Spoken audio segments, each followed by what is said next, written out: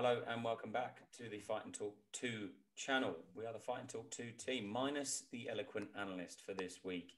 He had a very busy weekend of work and he didn't manage to stay up and watch the fights. But we have Casual Crush Corner. How are we doing, George? All good, mate. How are you? Very good, thank you. Very good. Long weekend of work, but here we are. Now, we did actually do a preview show for the Hall Strickland card, but we decided not to air it because, to be honest with you, we were giving the card a lot of grief, and we decided that we would just come on here and have a chat for 35 minutes prior to the actual night. And then, you know what? It was actually a pretty decent night of fights, to be honest with you. A pretty decent night of fights. Now, you know, me and George were speaking this week, and I think this is one of the cards that had the most drop-offs and amendments in UFC history. I think in the end, there was about 5 or 6 changes. Now, George, I can't remember a time when there's been that many changes to a UFC card and it's still gone ahead. I mean, it's a very, very short card in the end as well. Yeah, man, really crazy. And then there was 2 fights that fell off on the night, and then one came back on the night. It was a pretty weird how many fights fell off. It must be quite historic, to be honest. It must be the most we've had in a week leading up to a fight ever. Like, was it 5 or 6? Like you said, that fell off. So yeah, no, pretty crazy. You know, not really what was needed, because obviously it wasn't the deepest card in the world. But do you know what? Like we say sometimes, you know, these cards that really slip under the radar, they turn out to be okay. There are some talking points to them. So yeah, you know, not the worst night in the world. Absolutely, man. Absolutely. And, you know, although there wasn't loads of draw power, you know, and what I was thinking about earlier, you know, I posted something on Twitter, and if you don't already follow us on Twitter at Fight and Talk 2, but I posted something earlier, and it was like, you know, for the European fans and, you know, the UK fans in particular, this was a midnight start for a 5 a.m. Main card, you know, and the amount of fights that dropped off. I think I woke up at about 4:30, 5 o'clock this morning. Just my body just wakes me up sometimes for main events. It's weird. And it wasn't on. There was just like something about tough. And I thought, well, this is strange. And it was because so many fights had fallen off. They obviously have to fill the time, don't they? They have to fill the time slots with something. So they end up putting on some sort of promo for something. They end up showing some sort of, you know, here's UFC 103 main event, quick watch this, like we've got nothing else to give you kind of thing. So I think, you know, I would consider us as hardcore fans. We are hardcore fans, but last night I felt like there was so much dropped off. Am I going to stay up midnight to 5 a.m. to watch it? Probably not. Did I wake up at 8:30 this morning and watch the whole card? Yes, I did. So, you know, I still think we're in the hardcore remit, mate. But you actually stayed up to watch Bellator, right? Yeah, well, I did the same thing as you, really. Where my body has now got so used to waking up at about 3 o'clock on a Saturday morning, you know, ready to kind of watch the fight. So yeah, I managed to wake up just as Khabib's cousin Usman was walking to the cage. So yeah, I saw a few fights in Bellator. Obviously saw the main event, which was amazing, which I'm sure we'll talk about in a bit. But yeah, and then I kind of flicked over, saw the main event for the UFC, which wasn't amazing, but kind of interesting at the same time when we talk about Sean Strickland at some point. Mm-hmm. And yeah, no, I mean, yeah, you know, it's just part of the routine now. Every week, Saturday night, there's gonna be some fights on. Yeah, absolutely, man. So the first one I really wanted to speak about was the Danny Chavez versus Kaikamaka. Now, I was really enjoying this fight. You know, it was like the first one that I kind of really like zoned into on the card. And it was just very peculiar. There was a terrible eye poke, but you know what? The way that Herb Dean reacted to the eye poke, I thought was fantastic. He did really, really well in his approach, sat him down, tried to calm Chavez down. He was obviously in a lot of pain as well. He was rolling around. The commentators were clearly seeing how much pain he was in. He got some water to wash the eye, which I haven't seen before. The doctor gave him, and the most annoying thing, because it's a branded towel, you know, because it says Under Armour or whatever it says. Is it Under Armour or Body Power or something? Body Water? I can't remember what the sponsor is. Body Power, I think. something like that. Anyway, don't quote Yeah. us on it. And because where they're printed on it, if you were to rub your eye with that, it would be, quite coarse.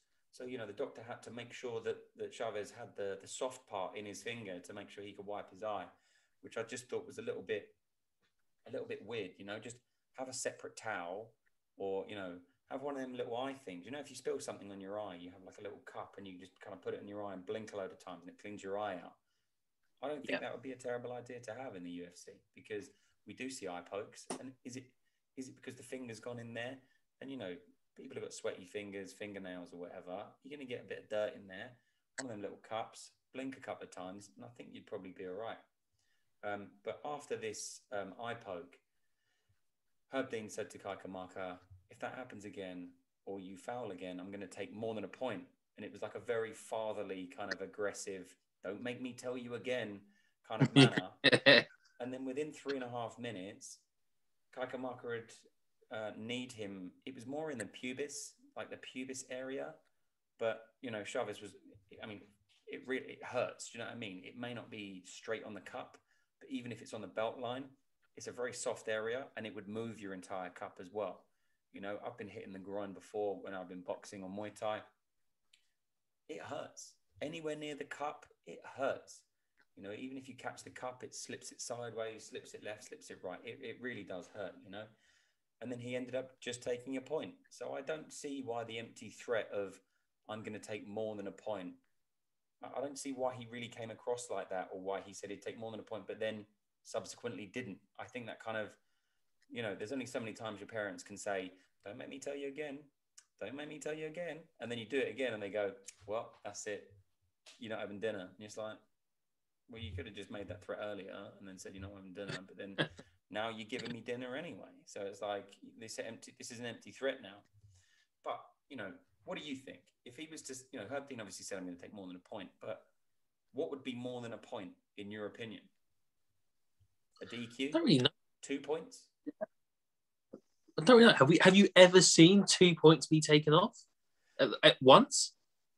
I don't think I have, because I think that would ultimately give the fight away. If it was to happen in the second round or third round, for instance, and the other fighter had won the first, then you could see like I don't know, would you see like a 30-25 round, or you'd see like a ridiculous scorecard, wouldn't you? Because 2 points would have been taken away. That would just be too much. Yeah, so in that sense, then it's just a really kind of weird thing for Herb Dean to say, saying he's going to take more than a point. Like, it kind of feels like you should, just carry on with what you would do normally, which is obviously take the point away.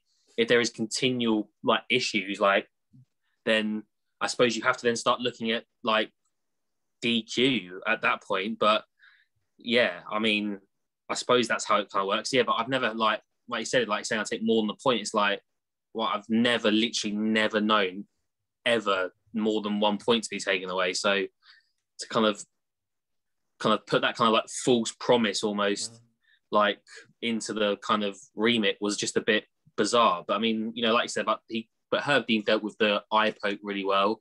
He should be quite good at dealing with it. They see them about twice a week.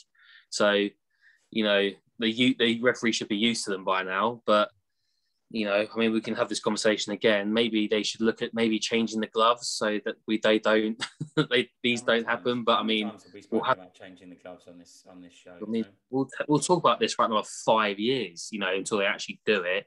It's just ridiculous. But it will literally end the problem. It will just eliminate the issue. But yeah, no, I agree with you. The kind of thing where you're saying about the kind of thing over the eye, washes the eye out. I don't understand why that isn't just part of the corner team's kit. Really, it makes total sense. Having something so simple to kind of help the fighter out in that scenario. But yeah, no, I don't really know. It's just kind of a bit of a weird kind of sequence of events in all honesty. But yeah, no, Herb Dean's empty threats don't really make too much sense if you think about it. Never seen more than 1 point ever taken. I'd love to see what they're actually allowed to do, because sometimes, when someone gets a cut above the eye, like we saw with TJ Dillashaw last week, TJ kind of said, look, can you wipe the blood away from my eye? And the doctor came in and said, no, I can't. So it'd be quite interesting, actually. You know, I might look into it. It'd be quite interesting to find out what the doctors are actually allowed to do and what they're obviously not allowed to do. And they're not allowed to wipe blood out of the eye, which I think is very peculiar because that would then put the fighter at a disadvantage. But they've been put at that disadvantage by the other fighter. So it would be the other fighter's advantage because of the damage that they've caused. So I don't know. I guess we'll have to wait and see about that one. But the next fight that really caught my eye, Jared Gooden versus Stoltz. Nicholas Stoltz, I think his name is. What a knockout. Jared Gooden had a very, very tough time in the UFC for his first couple of fights out. I think he went to the decision a couple of times and then fantastic knockout, super high elbow, caught Stoltz square on the face, completely sat him down, finished off with just standing over him, a couple of strikes. Very, very good stoppage as well. No one needed to see him take any more damage there. But it was good to see that he, he paid a lot of respect to his team, to his family, and to everyone. And it was nice to see that he worked on everything. He said, I've got a fantastic corner. I've had I don't want to let it go to the judges anymore. And you could see that he was throwing with absolute, he was throwing with bad intentions. I mean, he's a ripped guy. He's pretty jacked. And he was throwing absolutely everything in the kitchen sink at Stoltz and finally caught him. I think it was actually Bisping that said about 20 seconds prior to him getting the knockout, well, he needs to pace himself here. He's really going for a knockout. Oh, well, whoa, he's knocked him out. It was so funny. It was like perfect timing, absolutely perfect timing. He's like, right, he needs to pace himself. He's throwing everything. He's going to get tired and he's got the win. I thought it was brilliant. It was really, really funny. And it'll be good to see where Jared Gooden goes from here because, it's quite funny when we see people come into the UFC and then they get a couple of losses and then all of a sudden they go away, they go to the drawing board, they, sometimes they change camp and then they come out and they're just completely different fighters. Jan Blachowicz, I mean, he was like, what was he like, 2-4 or something, 4-2? He had a terrible record in the UFC and then all of a sudden he's turned it around. And now he's obviously the light heavyweight champion fighting Glover Teixeira in September, I believe. October on Fight.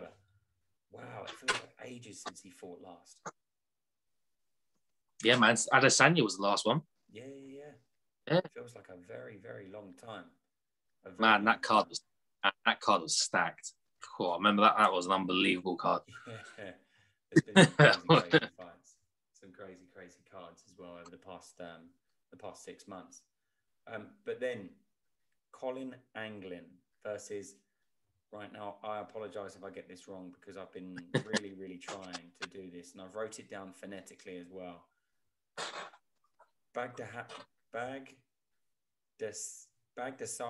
I'm going to go with Bagdasarian, okay? It was his debut in the UFC. I mean, what a head kick. Colin Anglin had no idea. He went up for like a body kick, boom, straight on the side of the head. But just, Melsick I'm just going to call him Melsick now because it's easier. Melsick had fantastic hands, great distance management, and for a debut as well in the UFC. I mean, we don't see many high kicks in the UFC. Left high kicks, completely slept him, apart from obviously with the next fight that we're going to speak about as well. But there's a lot of pressure, isn't there, coming into the UFC, especially on one of these lighter cards as well. But, I can't remember where he's from, Melsick. I don't know where he's from, to be honest, but it's always important to try and get off to a great start. And obviously, winning your debut in such spectacular style is always great, And also, these kind of cards are great opportunities to get your name out there a little bit because there's not really a lot going on the card. So, kind of a knockout like that certainly, gets people talking on social media. So it's actually turned out to be a pretty good night for the debutant, really, if you like weigh it all up. Absolutely. And he's from Armenia. An Armenian. An Armenian, yeah. And he actually got a bonus as well yesterday. Hey, there we go. He's had a great debut. I mean, and his nickname is The Gun. And he said in the post-fight, he was like, my nickname's The Gun because I can shoot you from every angle. And I was like, a bit of a weird thing to say. But I'm just looking now. He's a former WLF international champion and the K1 welterweight challenger. I mean, you know, with a kickboxing K1 background, you can, you know, a left high kick Yeah, is man. not out of the norm. Not out of the No, norm. definitely not. And then, tell me, what did we see? How was Bellator? Man, Bellator was pretty special last night, to be fair. It was pretty damn good. You know, I feel like everything that could have gone right for Bellator, everything that could have gone right for Scott Coker kind of did last night. Mm-hmm. Like all of the kind of up and comers won. And then obviously with that main event, like for AJ McKee fans, it was like the spectacular kind of thing. It wasn't that like that bad for Pitbull, really. You know, it happens. You know, got caught with a head kick, was pretty much out on his feet, and got kind of obviously submitted. You know, that standing up kind of guillotine, You know, so yeah, there's not really any debate. I mean, I saw quite a lot of people saying, "Oh, it was stopped early." It really wasn't. You know, like he had his like at one point he had like AJ McKee's like Pitbull's hand was around his wrist, and then 10 seconds later his whole arm was limp, and it was like, yeah, that guy's out, he's gone. I actually thought it was quite a good call from. I know McKee kind of said to Beltran that like he was out, but it was kind of quite a good call because you've seen like the kind of example I can think of was Jones against Machida, where it was kind of left way too long. It was like that, you know, that was it was almost unnecessary. Yeah, and then like it was kind of on the floor as well. Yeah, just like he just collapsed on the floor. So it was like and then obviously as McKee let go, Beltran kind of stepped across and kind of held Pitbull up. So there's no debate about it, but it's worked out perfectly in the sense that they could probably run this back, and they can probably run this back at 155 because obviously Pitbull is at the 155 champion. So, and McKee has been talked about moving up in weight. So yeah, there's a kind of narrative there straight away to see them fight again. That McKee is, I've seen people say he's the best featherweight in the world. That's a real strong statement. He's not the best featherweight in the world. I would say that he's probably in the top 5, but I would say he's in the top 5. He's number 5 because I would say Holloway, Volkanovski, Ortega, and the Zombie are all better than him. But what about look, Brian he's 145 Conor McGregor? Yeah, well, actually, this whole week has felt like UFC 194. It's felt like Aldo McGregor. You know, Aldo was that, you know, that champion, that undefeated guy, you know, that kind of long reigning, you know, guy. How do you beat Jose Aldo? And McKee, I'm not saying that he is like Conor McGregor because he's not. No one's really like Conor McGregor.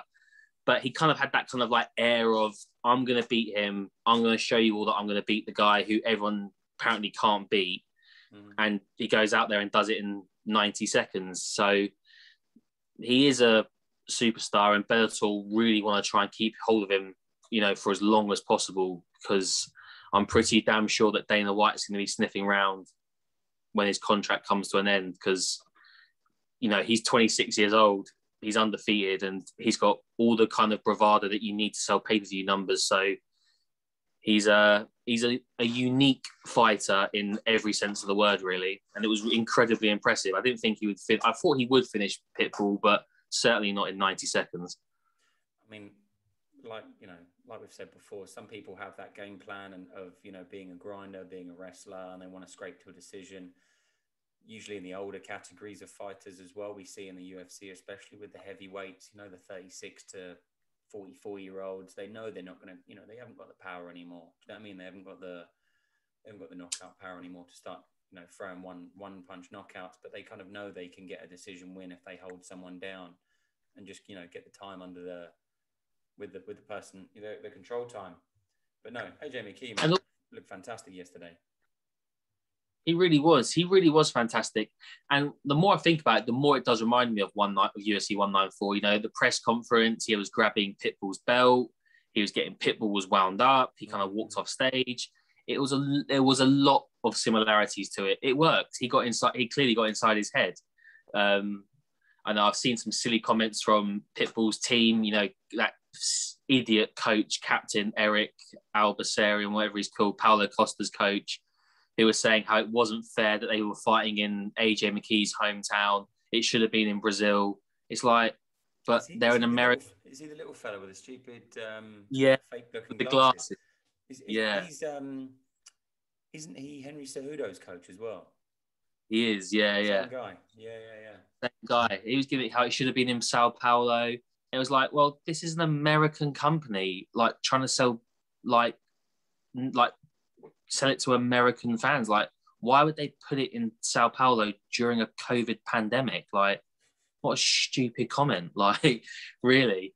So, yeah, look, it was a great night. But like I said, it was a great night for Bellator. It worked. Everything worked about it. All the rest of the card was great. Mads Burnell in the co-main was fantastic. You know, a guy who was prematurely kicked, like kind of let go of by the UFC, went back to Cage Warriors, did really well. He's now undefeated in Bellator. I think he's now 4-0 since he's joined Bellator. So wow, that's another impressive performance. And obviously, Usman Nurmagomedov, you know, again, that like he's still undefeated, 13-0, had an amazing like a knockout, like knee to the body that just like dropped his opponent, and just the guy just didn't want that anymore. And yeah, no, it was a great night. It undoubtedly like was better than the UFC. The UFC wasn't bad by any stretch, but it was better last night. But obviously, normal service will resume next week, and the UFC will go back to being the main player as it is, to be honest. So obviously last night the Bellator had a lot of draw power, and it had, you know, a great press conference, as you say, and it had a great main event, and it had a few good names, and obviously Habib was there as well, and I believe his entire camp is or his entire team, is undefeated in 2021, right? Yeah, he could be coach of the year at this rate. Coach Habib is the next Eric Nixick, the next Trevor Whitman, kind of lunatic. Yeah, man, I think so far this year, I think he's had his lads at AK have had 6 fights, and he's 6-0, you know, and they've all been pretty dominant wins as well. He is the only guy that, I mean, if we're talking about coach of the year, and obviously we'll do our like end of the year kind of award ceremony on, but the only other guy I can think of is Trevor Whitman, because if Kamaru Usman goes and beats Covington, and Gaethje goes and beats Chandler on that in November, then you've got to say that Whitman's going to be coach of the year, and Usman's going to be fighter of the year probably at that point. It will certainly look like that, definitely. Yeah, man. Do you think last night is going to be a kind of change in the tide for Bellator then? Do you think they're going to put on some bigger cards? Because, you know, we've already discussed going to Bellator London, which is obviously very, very close to myself in Wembley, for Michael Venom Page versus Douglas Lima 2, which I think is going to be fantastic. You know, I mean, I think that's going to be great. But the rest of the card does still seem a little bit light for me at the moment. Do you think Bellator are going to start putting on some big cards to contest with the UFC, or do you think they're content as the number? Some people would say number 3 after one championship, but obviously being from the UK, we see a lot more Bellator than we do one. Do you think they're going to resume their number 2, or try and push for that number 1 spot from the UFC? I don't think you'll ever topple the UFC. I don't think you'll ever do that. I do feel like they're, at the moment, like when you see them put on cards like they did last night, you think that they're probably the number 2 promotion, you know, in kind of the world of MMA. It's great for us because obviously it's on the BBC iPlayer, so it's easily accessible for us. But I've got to be honest, I'm still annoyed about the production that the BBC are putting forward for it. You know, I sat and watched Eddie Hearn and his DAZN like fight camp boxing on last night before at like 11 o'clock, and he has got like, I mean, literally like it sounds pretty poor, but actually it works quite well. He's basically got like reality TV stars presenting it, which sounds really rubbish, but it kind of worked, and it kind of drew. I bet it drew more people in. And there's literally no production from the BBC. There's like nothing. When the fight's not happening, it just kind of stays on like US television credit. Like, it's really weird. And I don't think it would cost the earth to put like a team of 3 people together in a small studio to just break down the fights. Like, it would make it way more interesting than it already is. So yeah, man, I don't like, you look at like what BT had done for the UFC, like it's insane, to be honest, like what they've put together, you know, over the last like 5, 6, 7 years. Like, you would kind of like to hope that maybe if this is going to be a long-term thing with the BBC, that they'll actually put a bit of something into it, because arguably it's like, if there's young kids watching, they're going to be probably watching the BBC, aren't they, more than BT, because not everyone can buy, like, can afford to have BT as a channel. So if young kids are coming up and being interested in MMA, they're likely to end up finding Bellator because it's on the BBC. So having a bit more to it would be helpful. But no, in terms of like, go back to your original question, will it get to number one spot? No chance. There's two. I mean, look at all the cards, man, across the first half of this year that we're raving about in the UFC.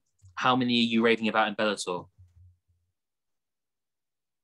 That was the crickets slowly going past my microphone then, because there's not a great amount of cards from Bellator that I can remember. Even the main events are very, very, they don't really stick in my head, to be honest with you. It was literally just one. Last night was literally the only one. Yeah. And it's a real shame, because obviously the UFC is a massive, massive company. And I think they're owned by a massive company. So it's like, there's a lot of money behind them. And obviously they do it in different languages. But I'm not sure if Bellator do, because we're not in a country that you would see that anyway. But they get, the UFC get the same level of presenter to present in Spanish. And it's like, that's super cool. Like Alexa Grasso will commentate in Spanish, and Brandon Moreno will commentate in Spanish. And I think that's really, really cool. But then Bellator seems like, I mean, I could say this all day long. Bellator, I really, really do not like the production value. I think it looks cheap. It looks tacky. Near me, there's the Brentford Leisure Centre, and they have like Fight Star Champions or something. Do you know what I mean? And I've been to about 5 or 6 of them pre-COVID. I've seen some great fighters. I've seen some fighters that are now in the UFC, that are now in Bellator, around the corner from me at this Brentford Leisure Centre. And the production value is probably the same as what you'd get in Bellator. I've been to about 5 or 6 Bellator events. And, they have like hype men that come on, try and get everyone rowdy and stuff. And it's like, this is it's deflating. The fact that you've got to get someone in there and they're not right. And switching from like this channel to this channel to this channel. And they've got someone in the middle going, right, we're going to switch from BBC to Channel 3 now. And then we're going to switch from Channel 3 to BBC 5. And then we're going to switch from... And then remember they used to have like 3 different main events on different platforms. And you think, what's going on? Yeah. Why can't you just do what the UFC do? Throw a bit of money at it, because at the end of the day, you're going to make your money back. Do you know what I mean? But that brings me to my next point. Go on. I was just going to say, just like when you think about like Bellator and like the kind of production value of it, it is cheap. Like even this week, this has been the biggest fight in Bellator history, and it still feels like it's gone under the radar. And like when I think about big fights in the UFC, like I guess Usman Covington is the big one that's been like announced. Like in the 4 weeks leading up to that fight, the UFC are gonna absolutely nail it. You just know they are. And by the time Bruce Buffer says it's time, you're literally gonna be like a kid at Christmas. You literally can't wait for it to start. You don't get the same thing with Bellator. They need to figure out how they can do that better, because they're gonna miss out on like money, sponsorship, the whole lot, because they're just not selling it well enough. They could certainly take a leaf out of the UFC's book in that respect. And the one thing that they shouldn't take away from the UFC is the amount that they pay their fighters. Cheyenne Buys yesterday had an absolutely chef's kiss. He's still a resistance knockout of Gloria de Paula.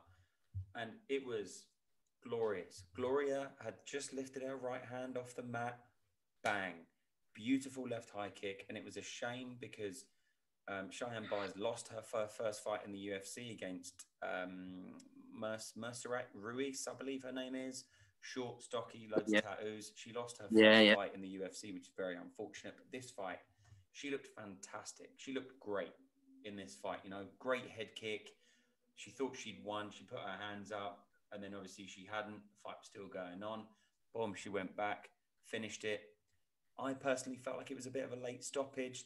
Cheyenne immediately jumped straight into mount, full mount, which kind of makes me think that the other fighter wasn't really aware what was going on, because they're not defending themselves correctly to, stop the mount happening pretty much straight away. She essentially just saddled her immediately with no kind of pushback or anything.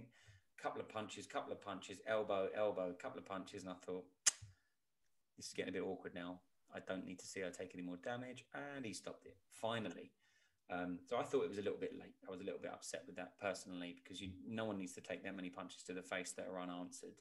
But afterwards, in the post-fight, when Cheyenne was saying that she made 10 and 10 for this fight, 10 and 10, 10 to show up, 10 to win on a co-main event in the UFC, and this lady is taking 20K.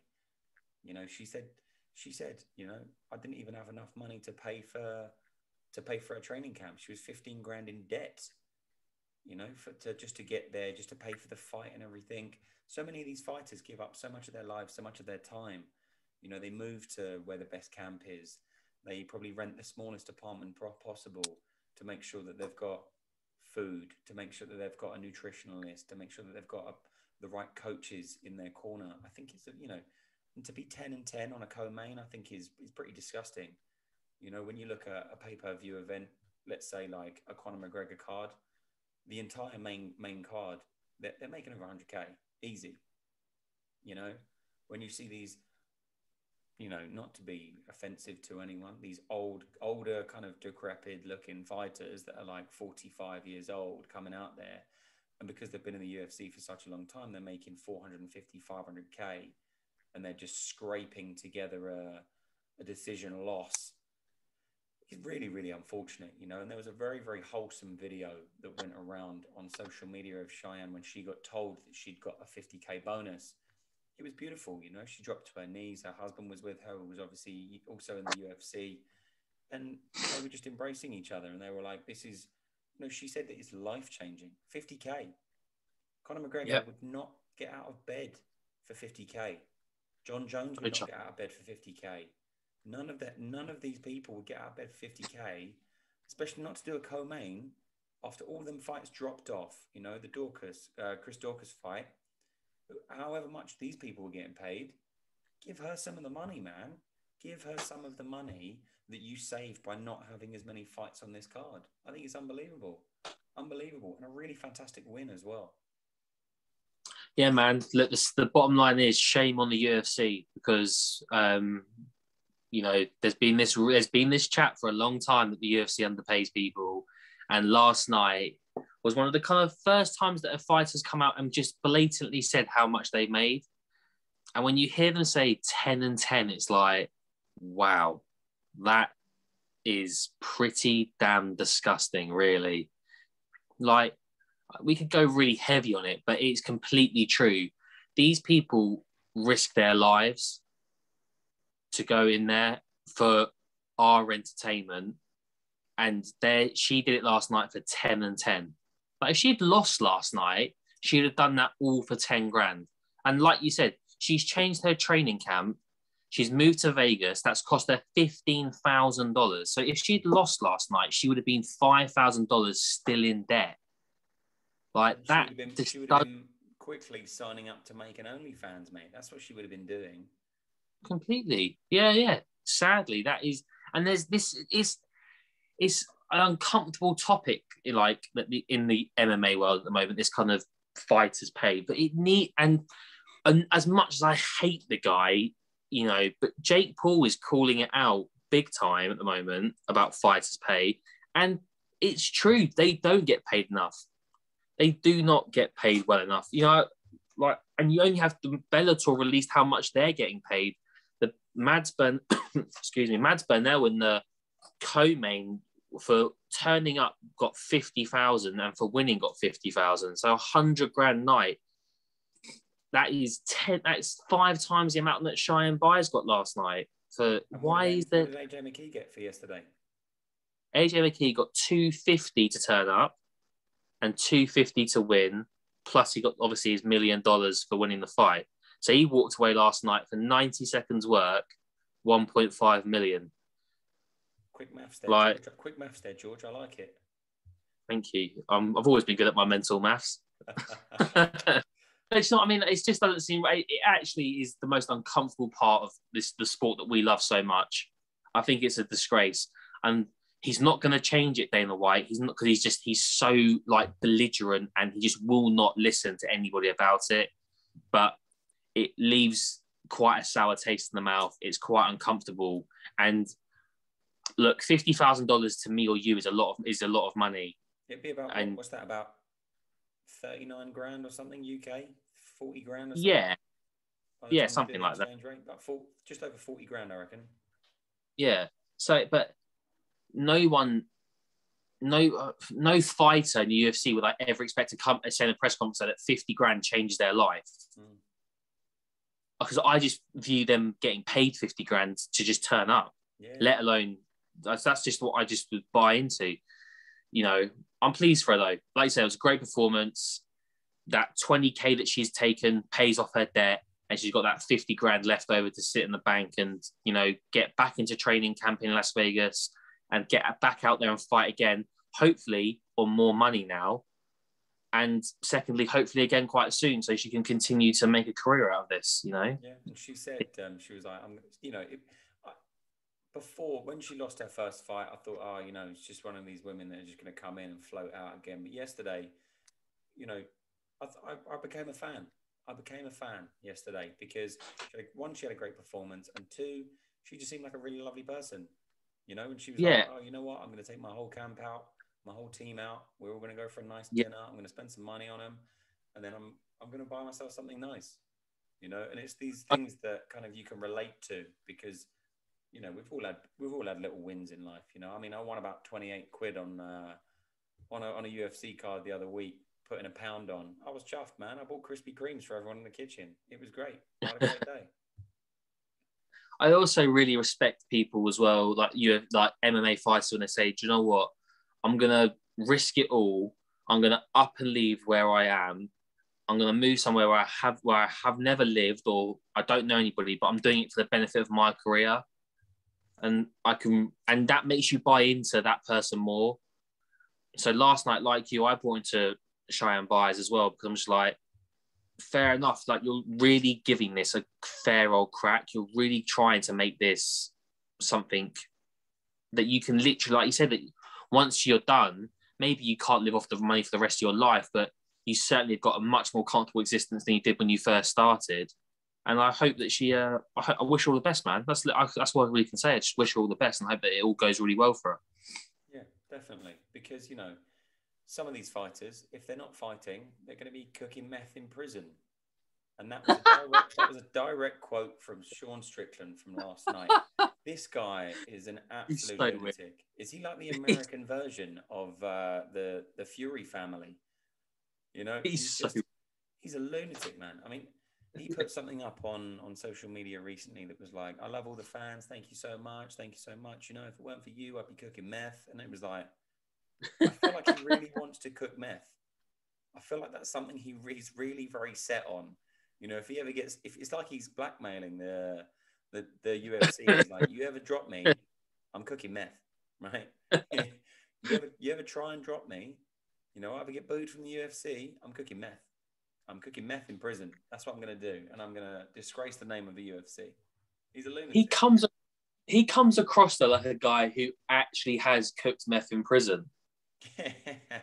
He's already done that. He's already achieved that already. He's one of the weirdest blokes on the roster. He's so bizarre. But that being said, like I wrote down here as we were making some notes quickly before we started that I don't think I give enough credit to Sean Strickland. No. Like the guy's going to be ranked number 8 on Tuesday. And to be fair to him, he had a good performance last night. I thought his boxing was on point. His distance management was on point. I felt like he had a very good performance. But did he have a better performance against a Uriah Hall that didn't really look like he wanted to be in there? You know, he was giving it a lot of talk pre-fight, and he in the various interviews with Megan O'Leary and stuff. But the performance that he had last night didn't sell me the dream that Uriah Hall was chasing. It really didn't. You know, he said he wanted to be a contender. And when you look at his highlights and stuff, he's all in sponsored shorts. So you think that's a while ago, mate. That is a while ago. You know, we're back when you were on the Contender Series or whatever he was on. And, you know, and you think, fair enough, you had a good run when you were a bit younger, but that was 10 years ago, man. 10 years ago. Yeah, man. There's only 37 now. Yeah, he's getting on, and there's only so many times you can show that highlight reel knockout from his tough days. The spinning heel kick. Yeah, there's only so many times you can show that before people go, all right, we've seen that. That was like over 10 years ago. Let's all just chill out. Yeah, what else are you bringing to the table here? Because, like, if you ask me about Uriah Hall, well, I picked Uriah Hall to miss because I just thought that maybe the experience might see him through. But after watching last night, I'm going to quite comfortably say that Uriah Hall is done, being any type of contender. Sean Strickland, I'm going to not say he's a contender, but being, you know, there are lots of things that go in his favour, right? He's 30, so he's technically in the prime. This is now the time to do it. The only people he's ever lost to are Usman, Ponzinibbio, and Elusiao dos Santos. Mm-hmm. Like, that is 3 extremely good mixed martial artists. Yeah. At middleweight, he's 19-0. He's never lost at middleweight. Like, and when you add it all up, I'm starting to think, he's now ranked number 8.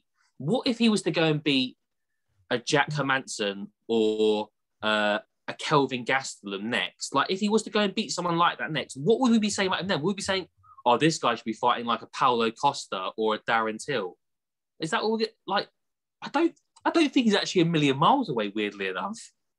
But it feels like at the same time like he shouldn't be there. Yeah, but for me, he doesn't have the draw power to be. No, of course. Like that, you know, he really doesn't. I mean, but who are you going to put him up against? So Sean Strickland is ranked 11 now, and he's jumped past Brad Tavares, Chris Weidman, Kevin Holland, and Andre Muniz. But he's going to be. Yeah, I mean, to be honest with you, seeing him fighting a Shabazian or a Kelvin Gastelum, I mean, he's going to take Uriah Hall's place, so he's not going to be wanting to fight backwards. But he's jumped past 2 very, very talented 185ers. You know, seeing him against Marvin Vettori or Jared Cannonier probably wouldn't be too far out of the question. Well, the thing is, right, so I was looking at this earlier on. So obviously Jared Cannonier and Kelvin Gastelum are booked. That's happening. And obviously they're trying to book Paulo Costa and Marvin Vettori at the moment. I was looking at it, and like the only guy in that ballpark area who hasn't been booked is Jack Hermansson. Yeah. And Jack Hermansson's just fought Shabazian, who's ranked 12, 13? Yeah.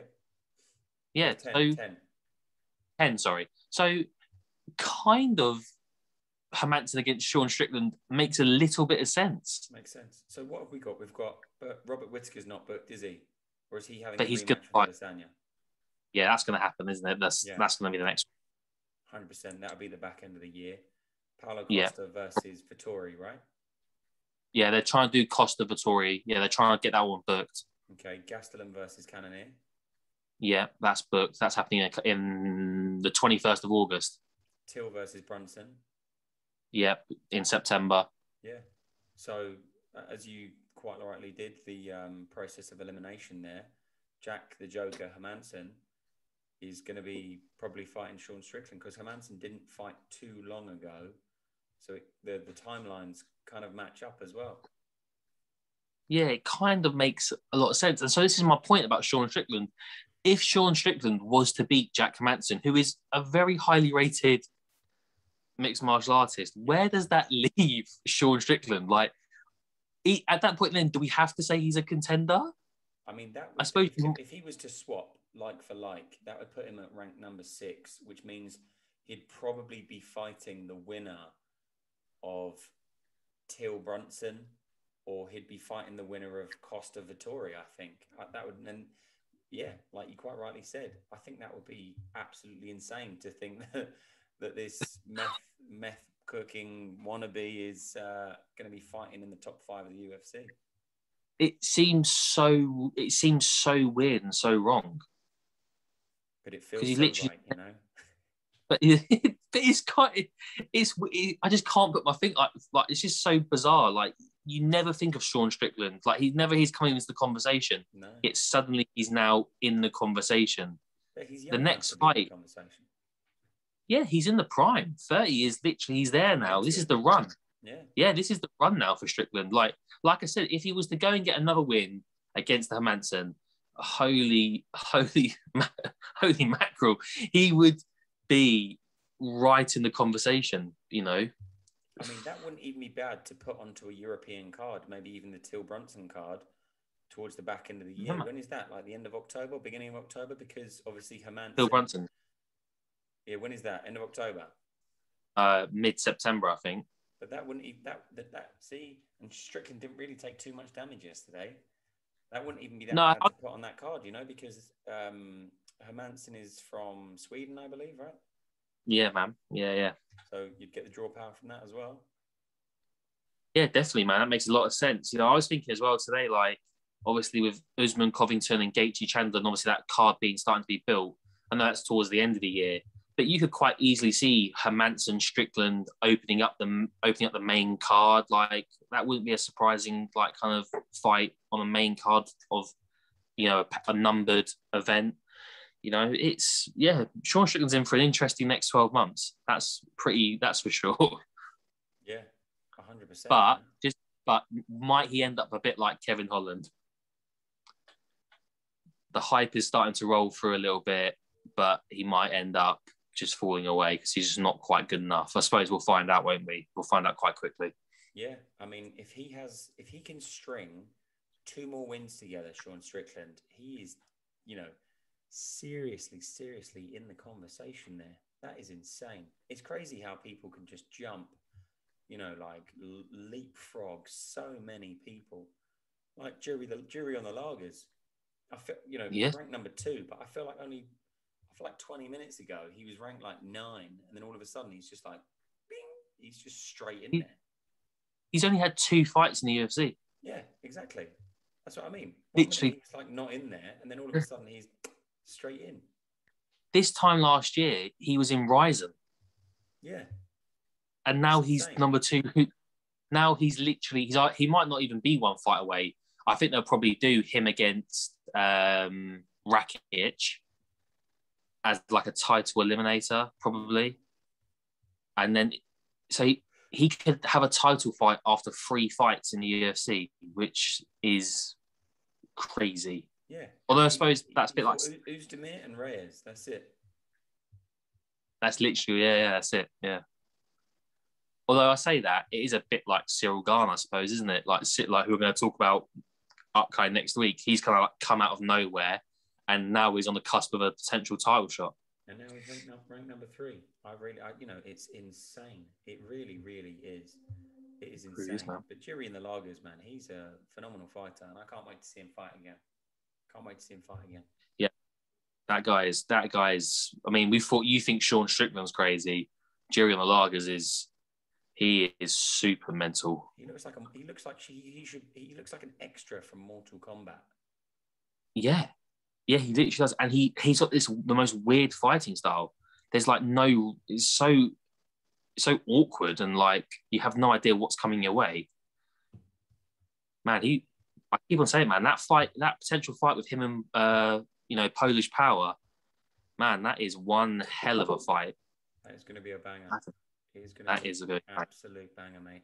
If all the cards fall into place and that happens, that is going to be a banger. I'm fingers crossed now. You know, now that we're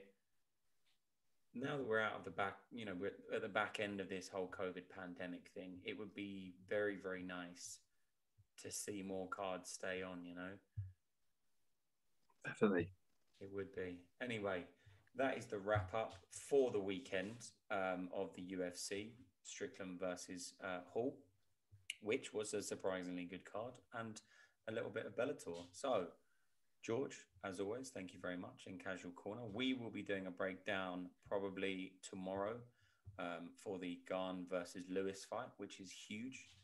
Not only is it 2 huge dudes, it is a big, big fight for the heavyweight division as well. You going for the Black Beast? I'm going for the Black Beast, man. I fancy him. Well, I mean, over 5 rounds. I've there's no way that he's going to walk out of that arena in his home city with not winning.